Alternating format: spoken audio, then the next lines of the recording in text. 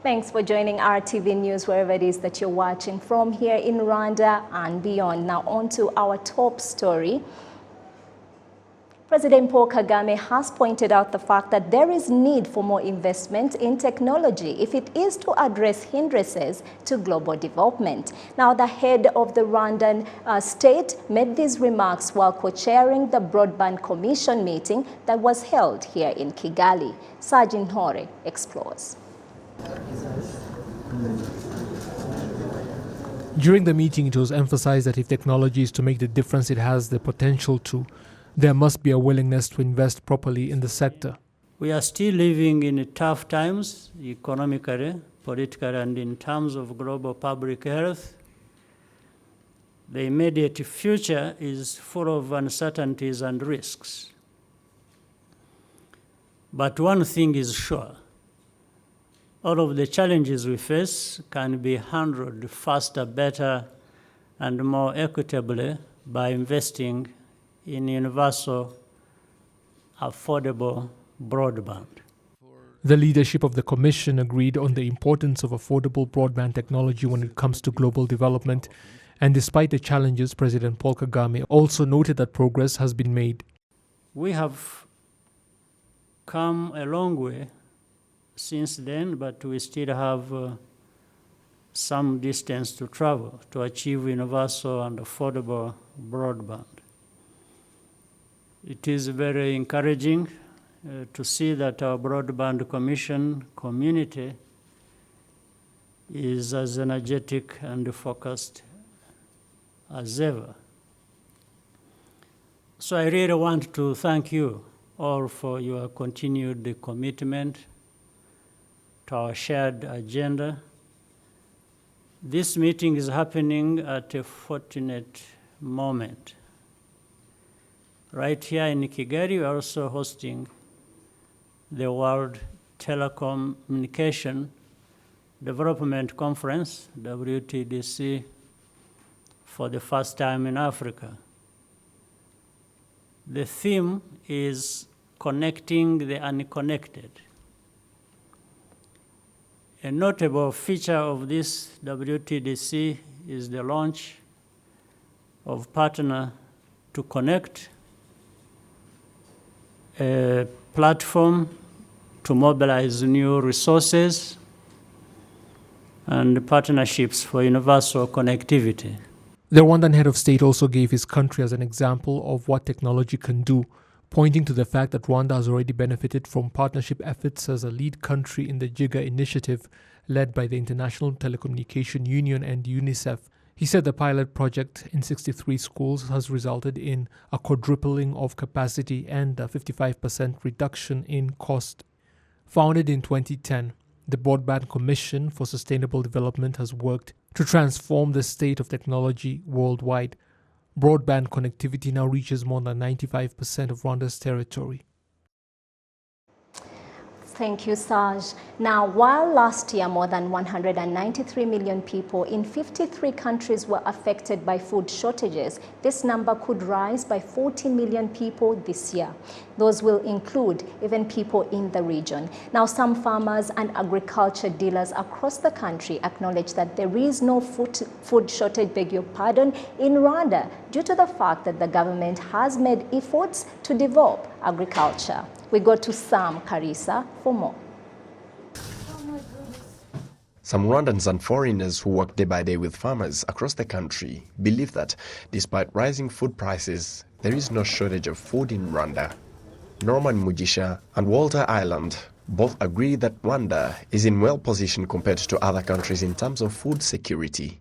We don't have the issue of food security in Rwanda because for me I work directly with the farmers, so you find like most of the farmers have been getting support even from the government and other different organizations that are helping them to improve their productivity and also improve the quality of the produce they are having, which has also contributed to food supply in the country, ensure that everyone has access to that food.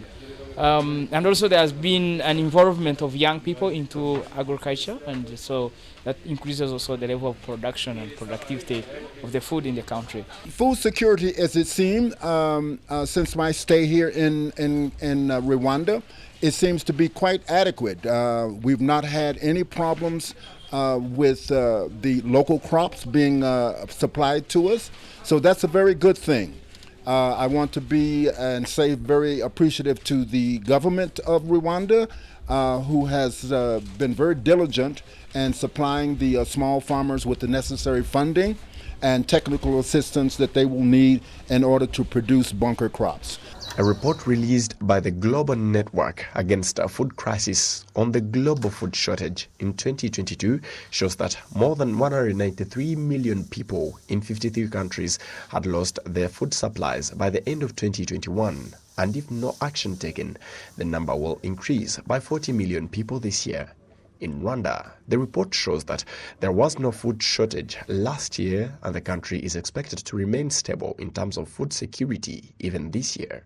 According to the Ministry of Finance and Economic Planning, in the year 2021-2022, the agriculture sector output increased by 6%, and in this year, the productivity rate is expected to reach 4%.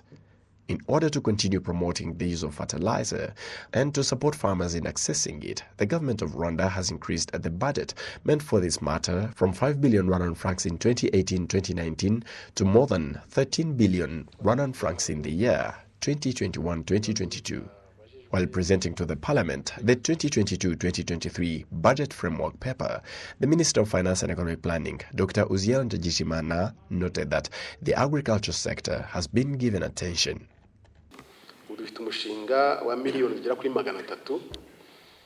We have a 300 million Rwandan francs project in place, and 210 million Rwandan francs will be invested in agriculture infrastructure, including establishing irrigation systems and repairing damaged ones. And a lot of money will be channeled into agriculture loans on low interest rates, and these will help farmers. And this will be invested into the entire farming chain, from planting to getting the produce on the market. We now have a clear solution on how agriculture investment will give out tangible returns. In the 2020-2021 fiscal year, agriculture and livestock exports amounted to 445 billion Rwandan francs, up from 357 billion in 2016-2017, representing a 25% increase. However, agriculture experts have expressed concern over the effects of global warming, the effects of the COVID-19 pandemic that is still an alarming issue, and the Russia-Ukraine war, all which have had a significant impact on the shortage of fertilizers on the international market.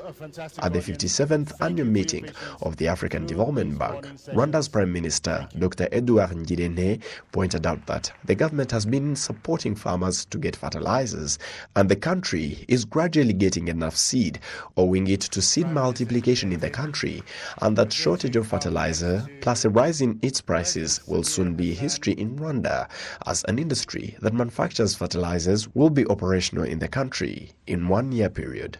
As you know, we have been trying to attract young people, youth in agriculture sector, but to be able to attract, to make it attractive sector, you have to show people that that sector is profitable. And what we have done is to make sure that there is financing that sector, and we're trying to put in place a project which will lower the interest rate to a single-digit interest rate. And that project is there, and at least people can know that if you go to invest in agriculture, you will have at least funding at lower cost. The second support to agriculture was the seed production. We have given ourselves a target that by end of 2021, Rwanda won't import again the seeds. Now we have achieved that program, and we produce all agricultural seed locally in Rwanda, and that has helped us to lower the cost of production, because we used to import every season. We used to spend more than 8 billion francs by importing seeds. The fourth one, agricultural support, is we have seen that with this global crisis, we used to import fertilizers like other African countries. And we have decided to put in place now a plan to produce our fertilizers locally, because that is an input we need in agriculture. The plant will be complete, I think, from now 1 year. We have that plant producing fertilizers in Rwanda. The fourth element, which is an issue in the whole in our African continent, is post-harvest handling. You know, we have that number, which is really alarming, that on every production, Africa will lose 40% of our production is lost during the post-harvest management. And in Rwanda, we are trying to invest heavily in the post-harvest management process to make sure that the whole value chain is well managed. Among countries that the reports say were hit by famine and still have high probability of their citizens starving if nothing is done include the DRC, Kenya, South Sudan, Somalia, Ethiopia, Sudan and others in the western part of the African continent and those on the Asian continent. Last year, conflicts and wars led more than 139 million people in 24 countries into famine.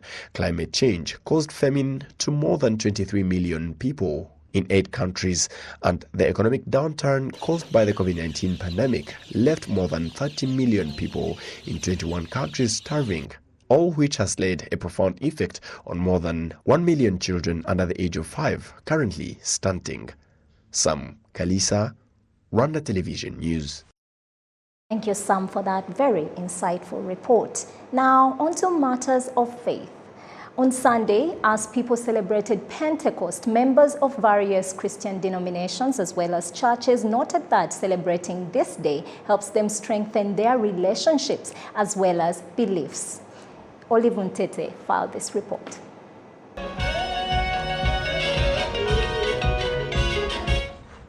It was a celebration of various religions and churches.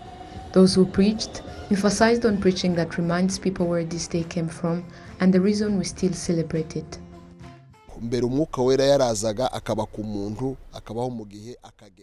Before, the Holy Spirit would come and dwell in someone for a period of time and then goes back. But since Pentecost, the Holy Spirit came to stay. He forever dwells in us. That is the difference before Pentecost and after Pentecost.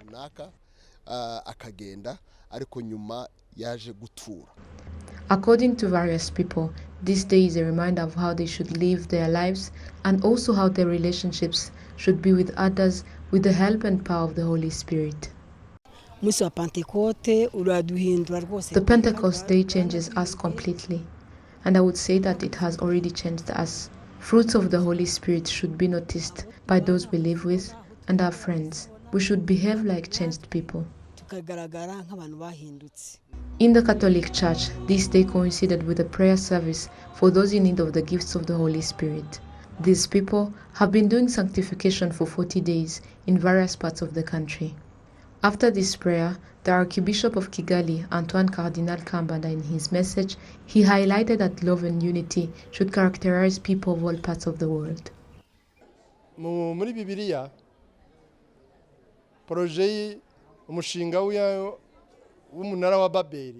In the Bible, we know the project of Babel's Tower, where people wanted to contradict what God planned by building a tower to reach him in heaven and show him that they are knowledgeable people. It resulted in conflicts because people were no longer understanding in each other. They even destroyed the tower. When the Holy Spirit descended on the disciples, they started to speak in different tongues, but they were united. This is to mean that it was a language of love. The love language that we acquire from the Holy Spirit is a language that is needed by the whole world so that we may all feel that we are brothers, so that we can live peacefully like Rwandans in Africa and the whole world. As people keep getting closer to God, they get united and become brethren.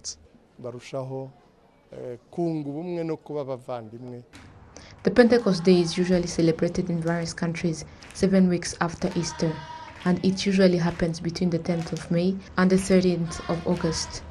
Rooted in the Jewish tradition, Pentecost is now widely seen around the world in the light of what happened to the disciples of Jesus Christ when they were filled with the Holy Spirit and started speaking in different tongues that never existed before. A thing that is considered as a miracle, and most people confirms that this is the day the Church of Christ was born. Because before, people were afraid to testify that Jesus is God, the Son, and the brother to all believers and the way to heaven. Olive Nete, RTV News. Thank you, Olive. Now in more news, about 1,000 residents in and around Kigali whose property was damaged by the repair and upgrading of the water distribution infrastructure say that they are yet to be compensated, and they are receiving that hopefully soon. Now the Water and Sanitation Corporation WASAC assures them that they will get compensated not later than August. Olive Tete once more. Infrastructures of residents that have been damaged by the activities of expanding water pipes and other infrastructures that are being built, such as reservoirs, include crops, trees, and their land. They say that they were assured of being compensated, but until now, they are still waiting for the compensations. My crops were damaged by the activities of WASAC. The crops that were damaged includes cassava, sorghum, and many more. They came and noted that the value of my damaged crops is 589,680, but yet they didn't compensate me.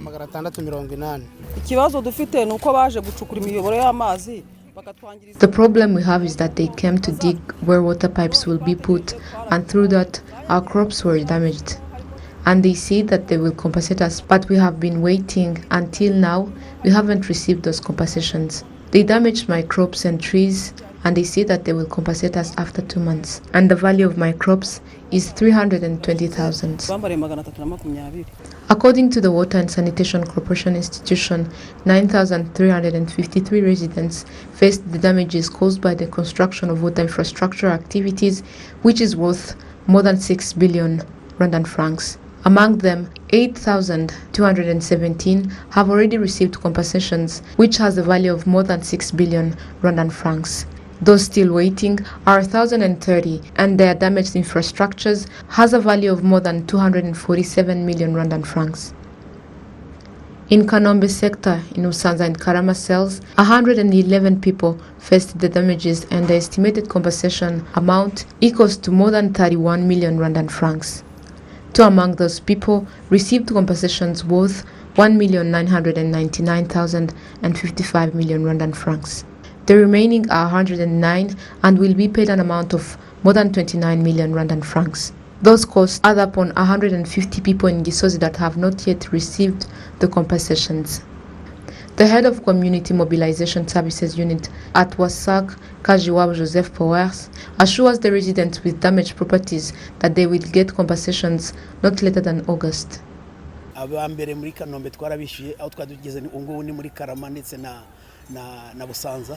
We have already paid residents of Kanombe. We are currently doing that in Karama and Busanza, and we are still working on those issues.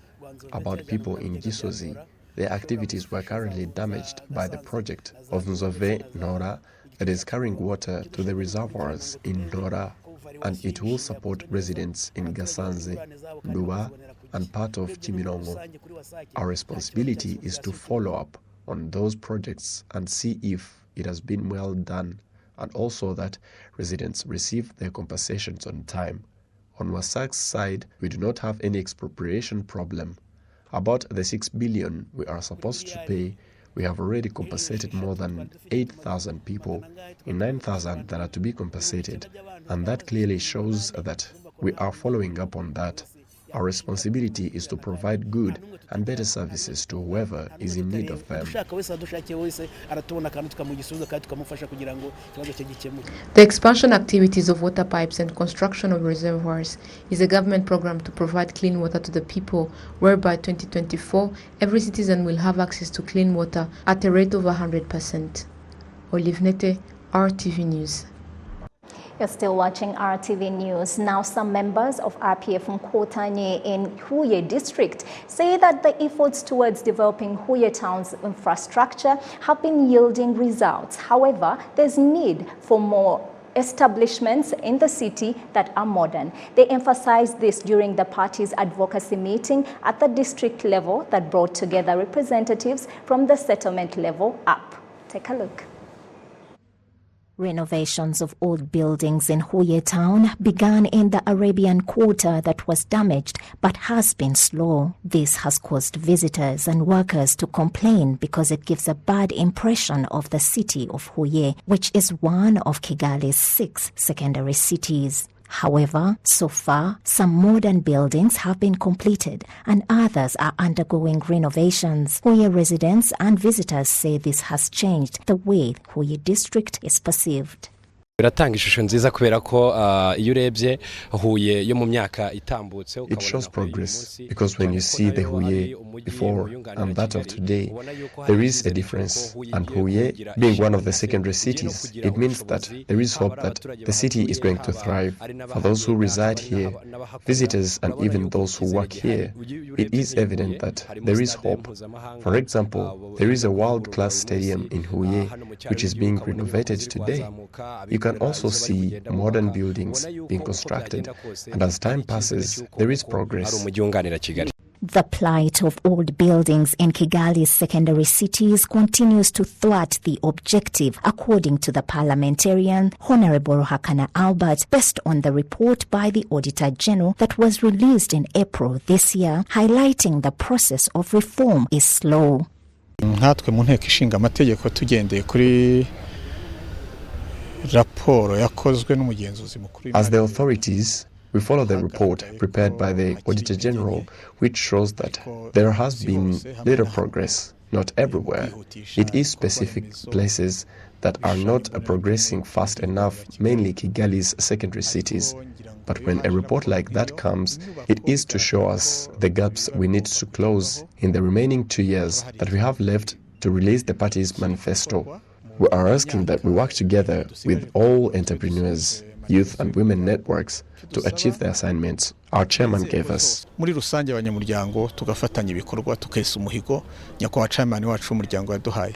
The mayor of Huye also acknowledged that the ongoing process of renovating Huye as one of Kigali's secondary cities is still a long way off. The party mobilization meeting in Huye district concluded that the RPF Nkotanye entrepreneurs should see themselves as the solution and take lead in transforming the city. There are projects that are underway, like cooperatives for entrepreneurs. There is also an investment group that was created by people that came together to build a market. We also have Huye Trading Company that submitted its project to the ministry, which we feel can be a case study for what we can do here and for other upcountry areas to adapt. The RPF Nkotanye mobilization meeting also highlighted the blueprint for the building of the party in the district, which will cost more than 900 million to construct. That's my time with you. I am Isabel Masozera. Thanks for watching and keep it RTV.